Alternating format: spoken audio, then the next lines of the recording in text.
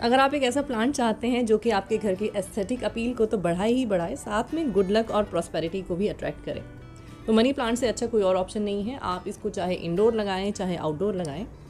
आज मैं बात करूंगी आपसे मनी प्लांट की केयर के बारे में और कौन सा होममेड फर्टिलाइज़र हम इसमें यूज़ करें इसकी अच्छी ग्रोथ के लिए। हेलो, नमस्ते, welcome back to my channel my little green house. Video अगर आपको अच्छी लगे तो उसको लाइक और शेयर ज़रूर कर दें। चैनल पे नए हैं तो चैनल को सब्सक्राइब करना ना भूलें। नॉर्मली जब भी हम कोई नया प्लांट नर्सरी से लेके आते हैं तो हम सोचते हैं कि हम रेगुलरली पानी देते रहेंगे इसमें और ये अच्छे से ग्रो करता रहेगा, पर ऐसा होता नहीं है क्योंकि हर प्लांट की अलग अलग रिक्वायरमेंट होती हैं, हर प्लांट की अलग अलग नीड्स होती हैं।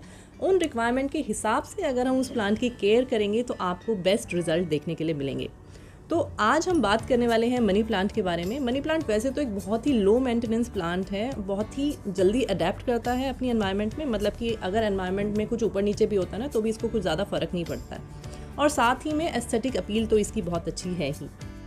तो अगर आप नर्सरी से कोई नया मनी प्लांट लेके आए हैं तो जो सबसे पहली चीज़ आपको करनी है वो है कि आप कौन से साइज़ का पॉट उसके लिए सेलेक्ट करें। तो मनी प्लांट के लिए आप मिनिमम 8 इंच का पॉट साइज़ लें, या उससे बड़ा भी लें तो और भी अच्छा है।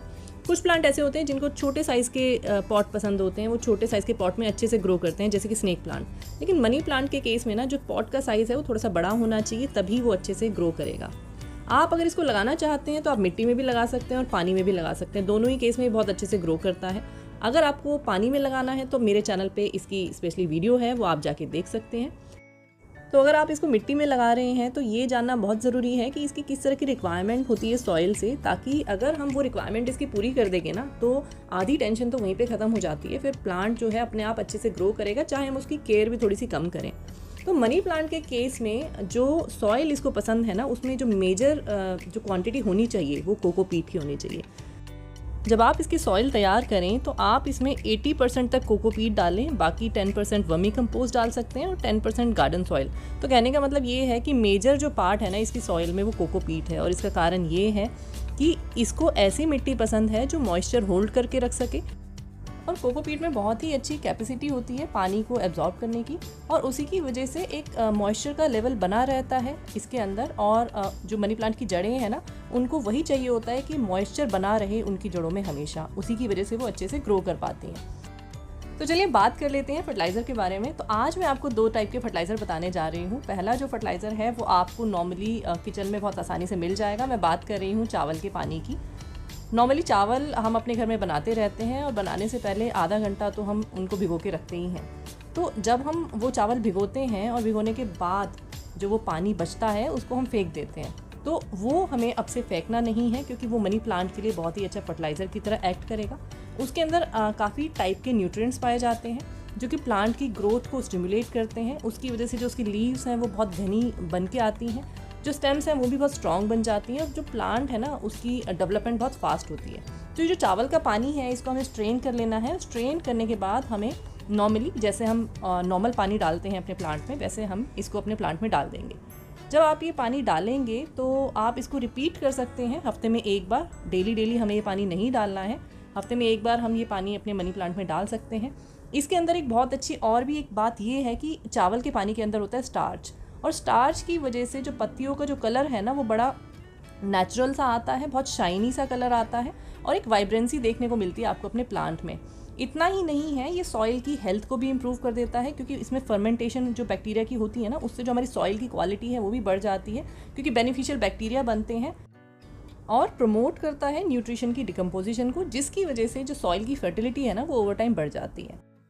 और सिर्फ इतना ही नहीं, अगर आप इस पानी का रेगुलरली यूज़ करते रहेंगे ना अपनी मनी प्लांट पे, तो कुछ पेस्ट और डिजीज़ भी हैं जो आपके मनी प्लांट में नहीं आएंगे, क्योंकि इसके अंदर कुछ मिनरल्स और कुछ अमीनो एसिड्स होते हैं, जिसकी वजह से आपका प्लांट जो है ना वो हेल्दी रहता है, और हेल्दी प्लांट में डिजीज़ और पेस्ट जो है वो अटैक नॉर्मली नहीं करते हैं।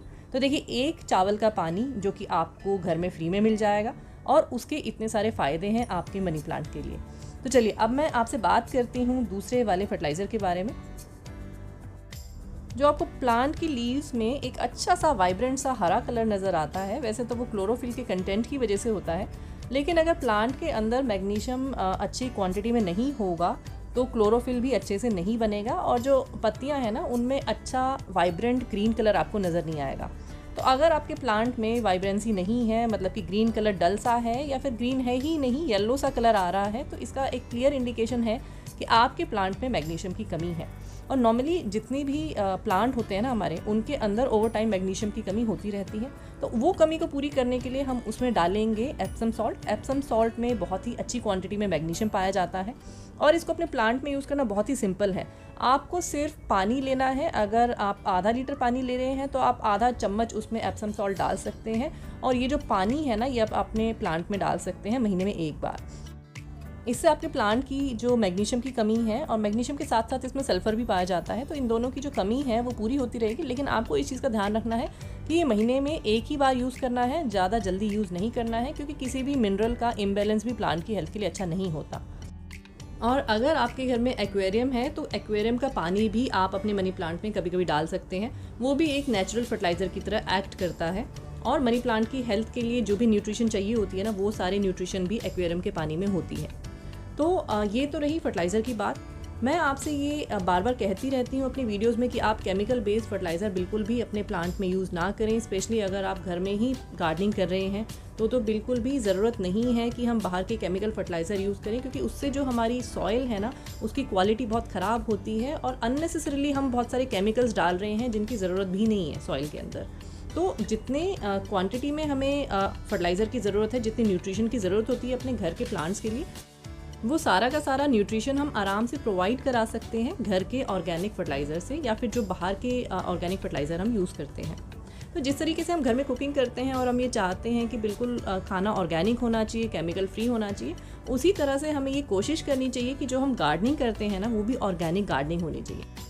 तो आज की वीडियो में बस इतना ही। अपना और अपने प्लांट्स का ध्यान रखिए, अपनी लाइफ में पॉजिटिविटी बना के रखिए, क्योंकि पॉजिटिव रहना बहुत ज़रूरी है। मैं आपसे फिर मिलूंगी एक नए वीडियो के साथ। तब तक के लिए टेक केयर, बाय बाय।